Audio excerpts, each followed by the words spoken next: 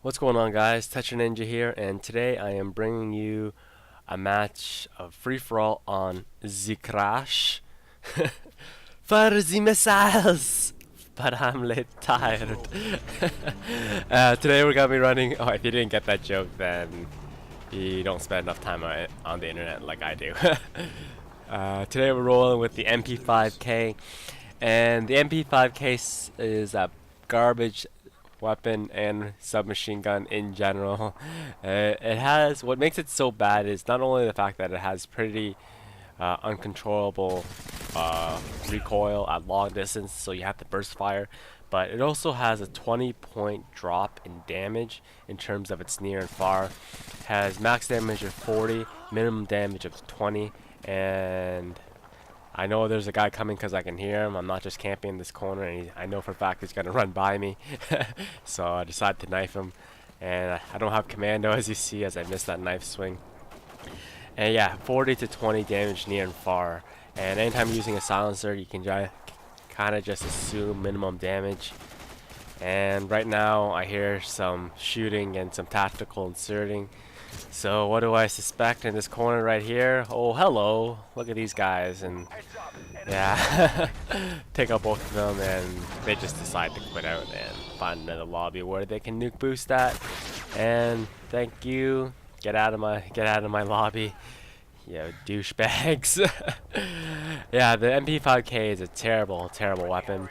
Might have been a good weapon in Call of Duty 4, where guns are a little bit more difficult to use, especially the submachine guns with idle sway and recoil. But in Modern Warfare 2, where they basically eliminated all that stuff, why make things harder on yourself, right?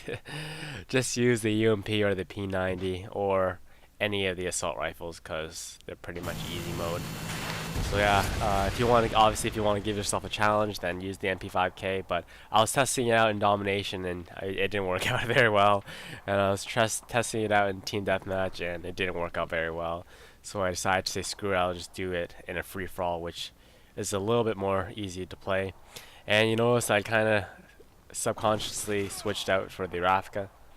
Well, I guess it's not subconsciously because I did it, but I didn't really like it, so I decided to switch it out with the raffica.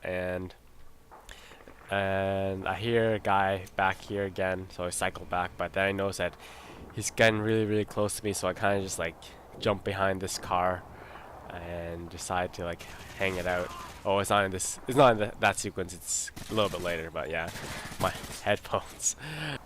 In all honesty, having a 5.1 surround sound headphones is basically like having a constant UAV up in the air, especially in the free-for-all. I posted an Astro A40 review on my channel, so if you're thinking of buying a new set of headphones, they're solid, and if you have multiple consoles, they're, in my opinion, the best way to go. So check out the review, and you can kind of make your own decision about that after. Strategy wise for Crash, because Crash is a really small map and has a lot of buildings you can kind of hide out in, best strategy would probably just to go with the scavenger and claymore thing and hold down a building by yourself. But this video is just to goes to show you that you don't necessarily have to play that way to be successful in a free-for-all on this match. I know Wings of Redemption posted a video on Rundown where he basically said if you want to win every single match of free-for-all, this is what you do.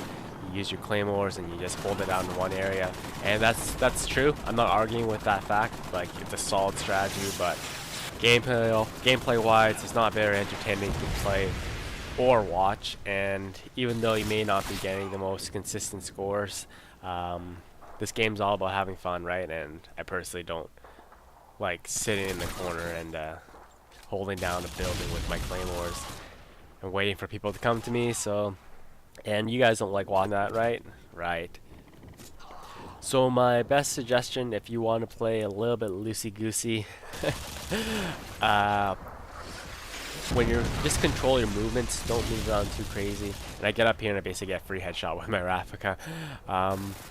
You can move around, but just don't Rambo it and be gung-ho. Just control your movements, move fairly slowly.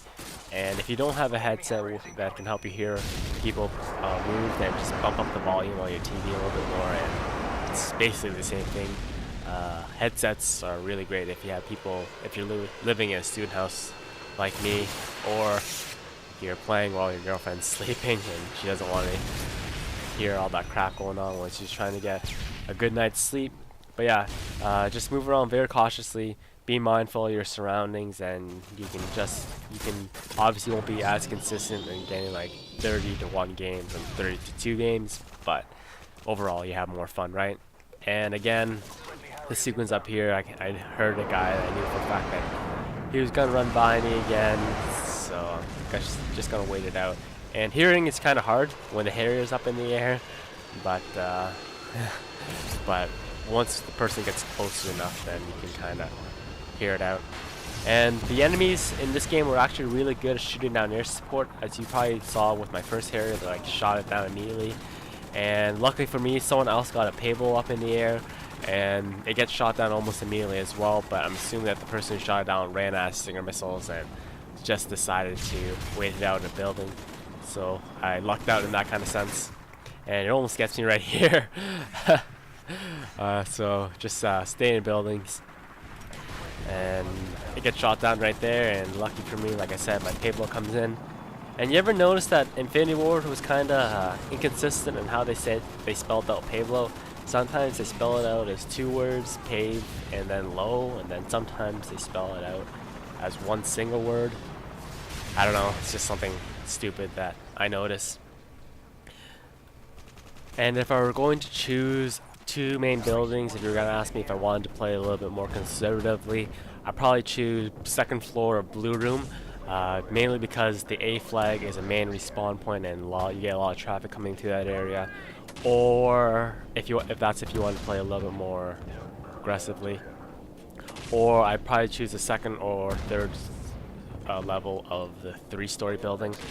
Just be careful if you're at the top of the 3-story, then if you have your claymores planted near the staircase, then sometimes people will just come up the ladder, especially if they're going for the revenge kill.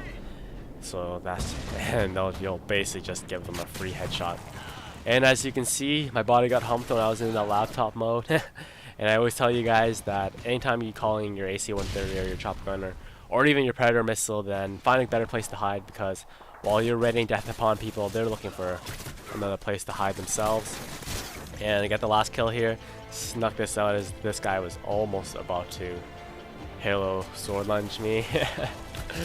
So yeah, game ends here. Final score of 30-2, I think. And so yeah, thank you guys for watching. Please check out my channel. The link will be in the description, or click right here. And I'll see you guys next time. Fucking kangaroos.